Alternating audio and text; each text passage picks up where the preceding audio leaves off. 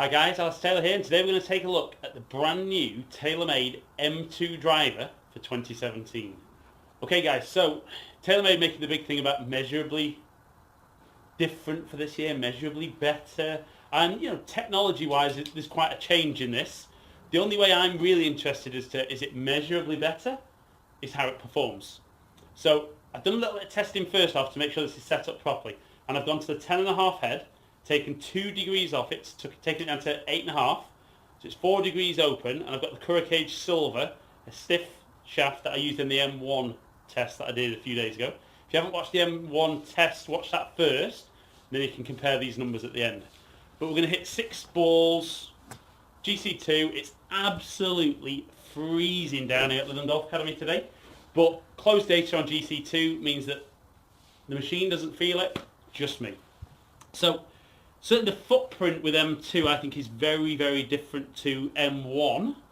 Looks a lot bigger behind the golf ball.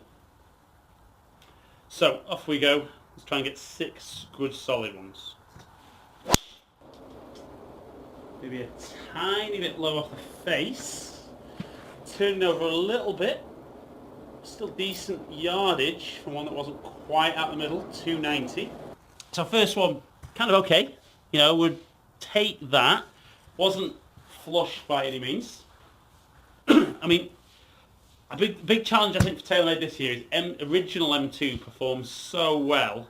It's trying to make this perform better. So shot number 2.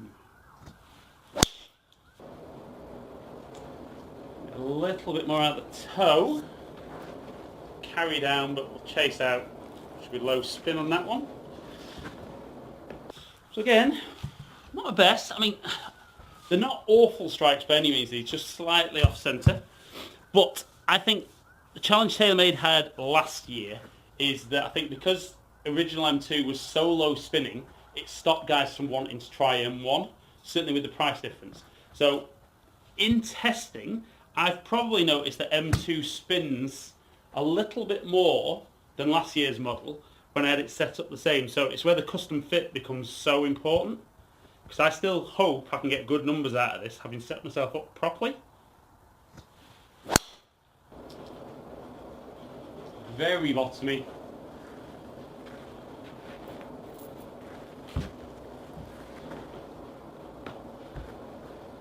That was very, very bottomy. Again, not miles off the centre, but we'll look at the numbers at the end. I might take that one off, because that, even though it was in play, probably wasn't a great strike and a fair reflection on the driver.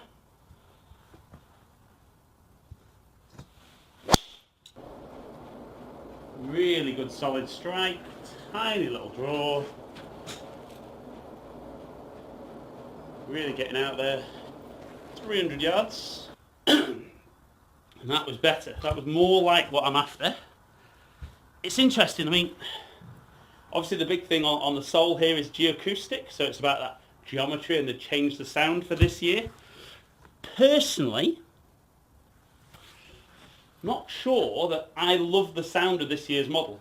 I think for some guys it's definitely louder, so I think for some guys they'll really, really like that. But for me at the moment, having tested M1 and M2, I'm probably slightly favouring the sound and feel of M1. So last couple of shots. It's solid, if maybe a little bit towards the bottom. Out the middle, but a bit low on the face. 284. Again, okay, solid. And one final one, and then we'll have a look at some numbers. Let's see how the new M2, see how it performs. Might it be something going in my bag for 2017? Good strike, again just turning over a little bit more than I would like. Just over 290. Okay guys, so a couple of really good solid ones. 3 very, very okay. Definitely take them strike-wise. 1 very low off the face, but let's go look at numbers and see how M2 performs. Right guys, so look at the numbers there. Ball speed 158. I'm just going to take the third shot out because that was right off the bottom of the club face, launching phenomenally low.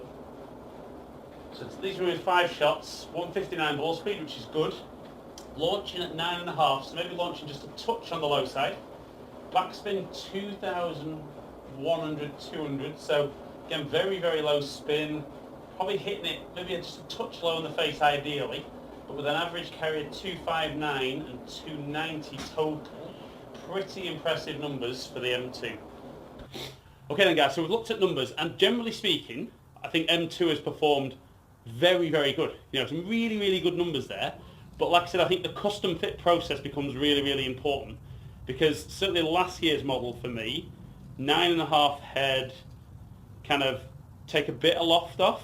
But I felt when I was testing this setup the same as last year's, felt like I hit it a lot more left. Now I don't know whether that's down to them taking weight kind of out of the toe at all, maybe making that driver perform a bit more closing through impact, but they have got the D-type driver as well, which is very much more aimed at trying to get that draw or less emphasis on the fade. But M2, is it measurably better than last year's? I don't know, and to be honest, I'm going to have to do a video comparing this year's and previous model just to see which one comes out on top. Did it still give me some very, very good numbers? Yes, undoubtedly. And from a pure numbers fitting perspective, that is something that could go in my bag. For me personally, didn't dislike the fact that it looks a bit bigger. Wasn't completely sold on the sound and the feel. But that is very, very personal, and that's where you guys have got to try the driver, see how it performs for yourself, and see if you love the looks and the feel, because that's also part of that fitting and buying experience for you guys.